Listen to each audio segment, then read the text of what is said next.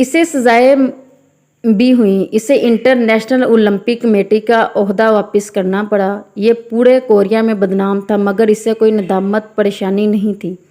ये मैदान में डटा रहता था। ये खुद अपने मुंह से कहता था, आप अगर दौलत से आसानियां नहीं खरीद सकते तो फिर आपको दौलतमंद होने का कोई फ़ायदा नहीं। Please like and subscribe this channel.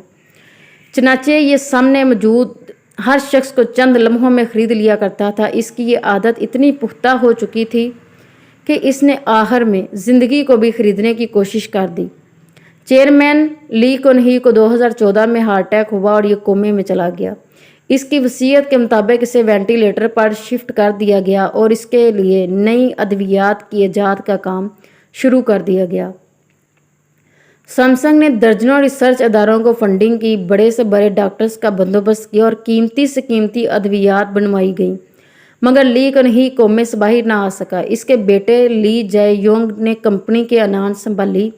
ये अपने वालिद को एक बार अपने पाँव पर खड़ा देखना चाहता था। इसकी शदीद ख्वाहिश थी कि ये एक बार अपने मुंह से बोलें, ये अपने हाथ से खाएं और एक बार, जी हाँ एक बार, अपनी खुली आंखों से सैमसंग की नई स्क्रीन देखें। लेकिन ली जय योंग की कोई कोशिश बावर ना हो सकी और यूं 25 अक्टूबर 2020 की वो शाम आ गई जब डॉक्टरों ने मायूसी का ऐलान कर दिया। ली कुन ही कोमे के आलम में इंतकाल कर गया और इसका जिस्म ठंडा हो रहा था। डॉक्टर ने इसका बाजू साइड पर रखा और मायूसी में सर हिलाया। सैमसंग का मालिक मर चुका था, लेकिन मरने के बावजूद इसके अकाउंट में $20 बिलियन थे और ये $350 बिलियन की कंपनी का मालिक था। मगर $350 बिलियन की कंपनी और $20 बिलियन के अकाउंट मौत का मुकाबला ना कर सके। मुसाफिर 6 साल की तवील नींद के बाद अगले सफ़र पर रवाना हो गया। ली कुन ही की मौत ने एक बार फिर साबित कर दिया, इंसान दुनिया में दौलत के ज़रिए सब कुछ खरीद सकता है, लेकिन ये कितना ही बड़ा व्यापारी क्यों ना हो, ये एक भी इजाफी सांस नहीं खरीद सकता और इसके पास कुदरत के सामने हारने के सिवा कोई चारा नहीं। कहते हैं कि इंसान अगर ज़िंदगी खरीद सकता है तो हम आज भी नमरूद और फिरौन की खुदाई में सांस ले रहे होते। मौत वो अमरे रब्बी है जिसके ज़रिए अल्लाह ली कुन ही जैसे लोगों को ये पैगाम देता है, जाओ तुम भाग सकते हो, भाग लो, लेकिन तुम आखिर में मेरे पास ही आना है। मैं तुम्हें कायनात के किसी कोने में छुपने नहीं दूंगा और ये छुपने देता भी नहीं।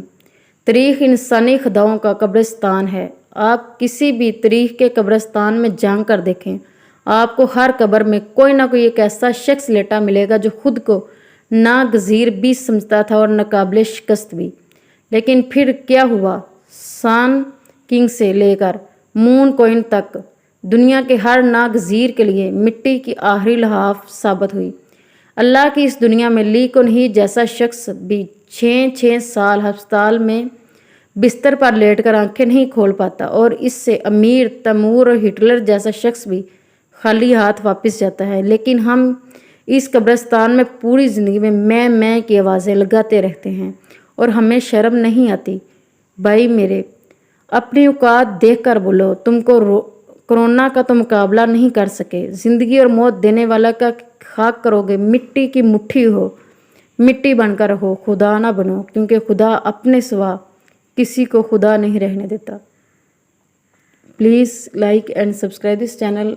आपकी हौसला अफजाई का इंतज़ार रहेगा। जज़ाकिल्लाह।